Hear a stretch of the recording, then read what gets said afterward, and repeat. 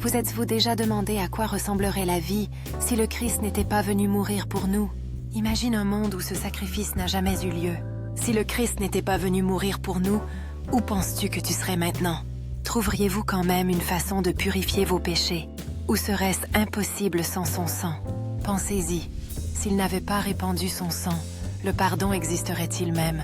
Comme le dit Hébreux 9, 22, en effet, la loi exige que presque tout soit purifié par le sang, et sans répandage de sang, il n'y a pas de pardon. Grâce au sang de Jésus-Christ, nous héritons de privilèges qui étaient autrefois hors de portée. Sans son sacrifice, notre foi en Dieu serait brisée et sans valeur. Nous serions morts sans la promesse du salut éternel, perdus pour toujours dans le péché. En raison de la mort du Christ, nous avons l'espoir et un avenir avec Dieu. Mais vous êtes-vous déjà arrêté pour vous demander, et s'il ne venait pas, à quel point tout serait-il différent si Jésus ne s'était pas sacrifié pour nous? Nos prières et notre adoration seraient-elles vaines sans son expiation? Le monde serait-il un endroit plus sombre sans pardon et miséricorde? Sans Jésus, la réconciliation avec notre Créateur serait impossible. Parce qu'il a payé le prix ultime, nous sommes libérés des chaînes du péché. 1 Corinthiens 15, 14 nous rappelle « Et si Christ n'est pas ressuscité, notre prédication est vaine, et votre foi aussi. Sa résurrection affirme notre espoir, notre salut et notre vie éternelle.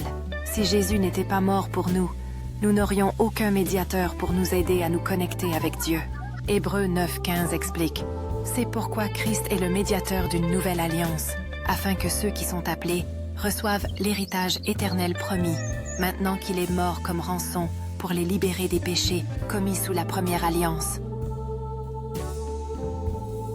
Sans sa mort, le monde serait sans vie, sans pardon ni clémence.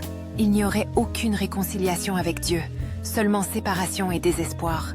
La mort régnerait en tant que suprême leader, gouvernant sur nous tous. Mais grâce à la victoire de Jésus-Christ sur la mort, nous avons l'espoir de la résurrection. Comme le dit Jean 11, 25, 26, « Je suis la résurrection et la vie. Celui qui croit en moi vivra, même s'il meurt. Et quiconque vit en croyant en moi ne mourra jamais. » Sa résurrection nous assure que la mort n'a pas le dernier mot. Nous pouvons affronter la mort avec confiance, sachant que la vie éternelle est à nous par la foi en lui. Imaginez la différence que sa mort a faite. Le don du salut, la promesse de la vie éternelle. Sans cela, tout serait différent, plus froid et plus sombre. Mais parce que le Christ est mort et ressuscité, nous avons reçu un nouveau départ. Nous sommes aimés, rachetés et victorieux sur la mort et le péché. Alors, je te le redemande.